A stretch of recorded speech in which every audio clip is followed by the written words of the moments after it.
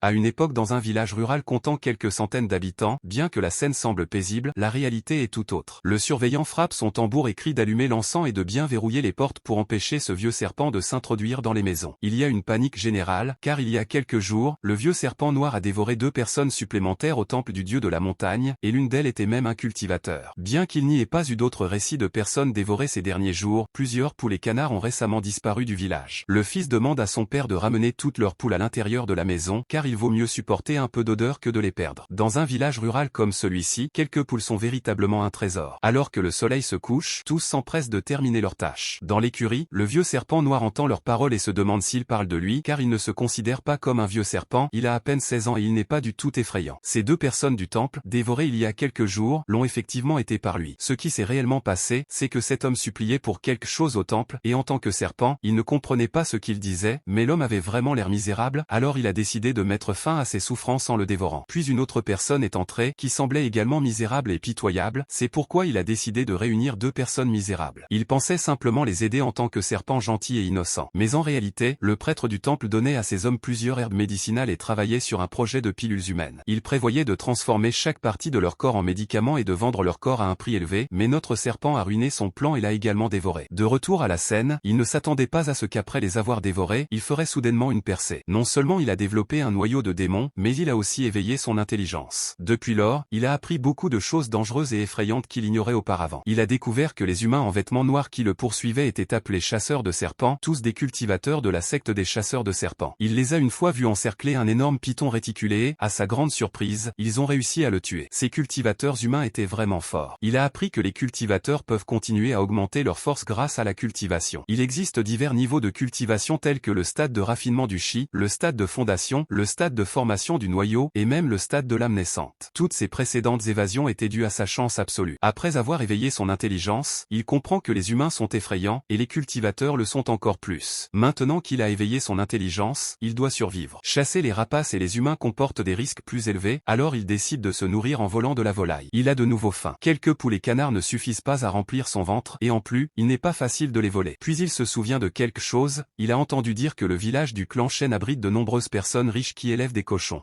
Ils sont gros et contiennent beaucoup de graisse, ce qui serait parfait pour le nourrir. En regardant la peinture murale, il se rappelle que chaque humain a un nom pour se reconnaître, alors il décide de se donner un nom approprié, car il ne veut pas être connu sous le nom de vieux serpent noir, il n'a que 16 ans. Il se nomme alors Sanki. La scène se déplace au village du clan Chêne, à minuit. Le prédateur est venu ici pour voler des cochons. Il se prépare pour le dîner. De nombreux cochons épais et dodus dorment paisiblement, et cela suffira à remplir son estomac. Mais pour être sûr, il vérifie s'il y a des humains, comme il n'y en a pas, il dévore le premier cochon, ce qui réveille les autres cochons qui commencent à crier et à courir. Cela effraie Sanki, car cela risque de lui causer des ennuis. Il dévore donc d'abord celui qui court le plus. Après avoir dévoré tout ce qu'il peut, il est assez heureux car il est repu. Il n'a pas dévoré tous les cochons, il en reste encore beaucoup, silencieux par peur. Sanki décide de dormir ici un moment, car il reste encore quelques heures avant l'aube avant que le lendemain ne commence. 2 heures se sont écoulées. Quelqu'un dit furieusement: comment oses-tu, un vaurien comme toi, voler ma femme,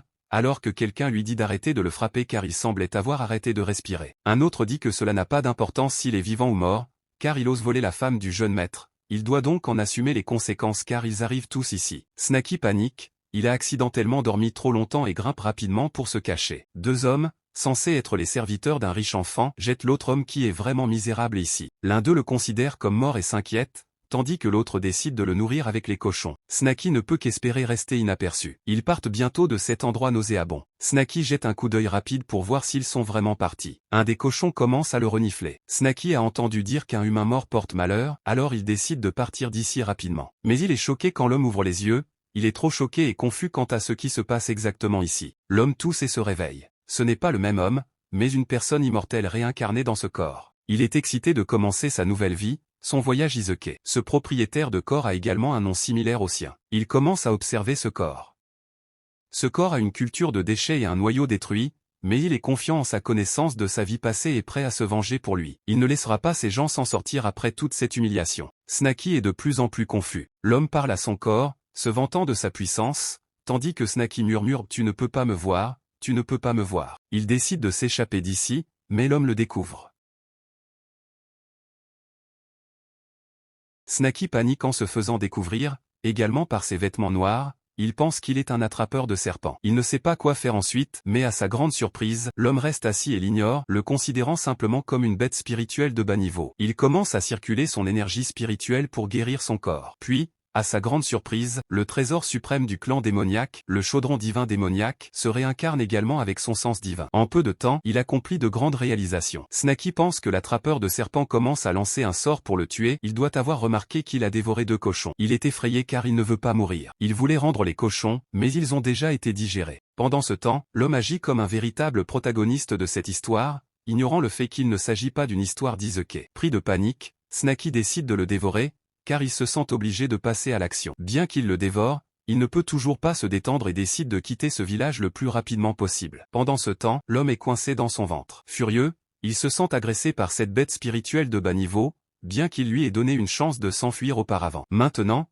il va le tuer. Il lance un coup céleste et lui inflige une grande douleur. Snaky ne comprend pas pourquoi il est toujours en vie. L'homme continue son attaque et parvient enfin à repérer son noyau démoniaque. C'est surprenant qu'une bête aussi humble ait un noyau démoniaque, c'est la raison de son comportement arrogant. Puis, il brise son noyau et parvient à tuer Snaky. Du sang jaillit de sa bouche et il tombe au sol, à bout de souffle. Mais c'est fini pour lui. Il a travaillé si dur pour obtenir ce noyau démoniaque, il a même réussi à éveiller son intelligence, mais il finit par rencontrer sa fin juste parce qu'il a volé ces immondes cochons. L'homme commence à manger ses intestins pour se nourrir, mais soudain son chaudron démoniaque sort et tombe dans l'estomac de Snaky. Il échoue à le récupérer et finalement le dragon doré retrouve sa liberté. Le chaudron démoniaque absorbe le noyau démoniaque de Snaky. Il ne comprend pas pourquoi son objet aide cette bête. Finalement, ce dragon le trahit et avec un rugissement puissant, il le tue. La même chose sort de la bouche de Snaky et guérit également son corps. Ainsi, la vie isekai d'un immortel se termine ici. Le soleil se lève avec le début du nouveau jour, Snaky a abandonné sa vieille peau. Il est triste d'avoir perdu son noyau démoniaque,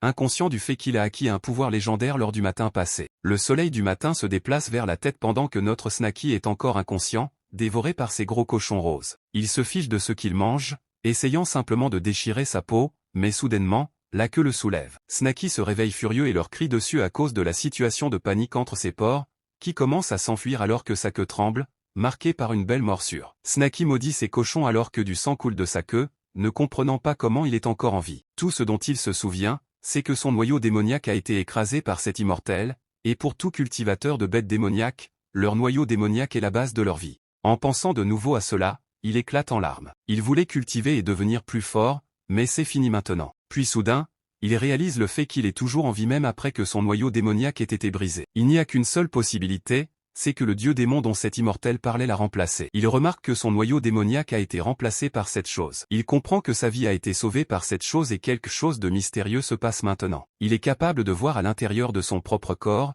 et même à l'intérieur d'autres choses dans son environnement. Est-ce sa perception divine? Il est excité.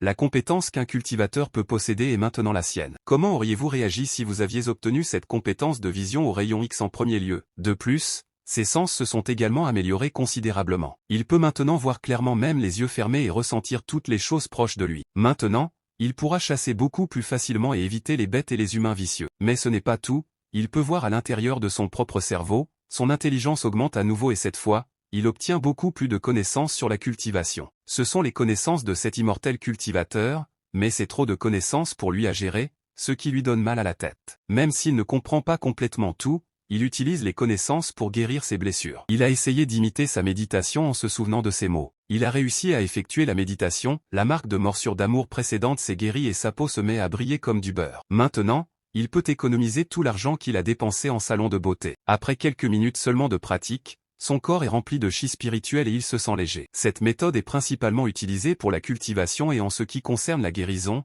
c'est un effet complémentaire. Comme son noyau démoniaque est brisé, il est impossible de stocker du chi spirituel, mais peut-être que ce chaudron démoniaque agit comme son nouveau noyau démoniaque, ce qui est une chose très étrange. Il décide de laisser de côté ces choses compliquées pour le moment, car son corps a besoin de repos pendant quelques jours. Il peut devenir plus fort avec le temps, mais pour l'instant, il ne devrait pas s'embrouiller avec les humains sitôt. Il décide de laisser les cochons partir, se sentant soulagé et sauvé, mais sa décision change lorsqu'il ne punit pas ces cochons pour l'avoir mordu auparavant. La nourriture est la nécessité de base de la cultivation. La scène se déplace vers la rivière, et notre Snaky prend son bain nu sous une cascade. Il utilise la méthode humaine et utilise cette pauvre petite chose comme son gommage. Grâce à la connaissance de l'immortel, il comprend tout sur la cultivation des bêtes. La cultivation des bêtes est divisée en 4 parties, étape spirituelle, étape de l'établissement, Étape de formation du noyau démoniaque et étape de l'amenant. Son stade actuel est au sommet de la première étape spirituelle, équivalent au sommet de la première étape de raffinage de clé humaine. Selon la connaissance de l'immortel, il y avait des bêtes capables de diviser le ciel et la terre. Snaky voulait aussi devenir une telle bête. Son rêve est de vivre une vie heureuse sans craindre d'être chassé par une bête puissante ou un humain. Il va donc cultiver en répétant la même méthode. Il cultive un art mystérieux depuis quelques jours maintenant, il pourrait faire beaucoup plus de choses que guérir des blessures. Son corps se purifie mieux qu'auparavant. Non seulement il se débarrasse des impuretés, mais il les élimine aussi. Une semaine s'est écoulée et il a changé. Il a l'air beaucoup plus majestueux qu'auparavant, mais il ne comprend pas une chose. Comment est-il devenu deux? Maintenant, il est de taille similaire à celle de n'importe quel homme. Les serpents muent pour grandir, mais dans son cas, c'est le contraire. Il est passé d'un serpent de 12 pouces à un serpent de 2 pouces. À cause de sa taille, sa terreur s'est dissipée sur le marché. Même un petit poussin ne le craint plus, ce qui l'irrite. Il utilise donc son attaque de queue de fer sur ce roucoule. Même s'il est plus petit maintenant, sa vitesse et sa puissance se sont considérablement améliorées, ce qui inclut aussi sa flexibilité. Son corps s'étire beaucoup, et s'il fait de son mieux, il peut dévorer une proie plus grosse. Maintenant qu'il est sûr que le chaudron est vraiment devenu son nouveau noyau démoniaque, il sent le chi spirituel s'y accumuler pleinement. Il pourra percer, mais la consommation d'énergie est trop importante. Il se fatigue surtout rapidement par un peu d'exercice. L'art lui permet d'absorber le chi spirituel du ciel et de la terre, mais juste absorber n'est pas suffisant. Il ne peut pas continuer à cultiver sans ressources adéquates. S'il veut percer, il aura toujours besoin d'une énorme quantité de reconstitution.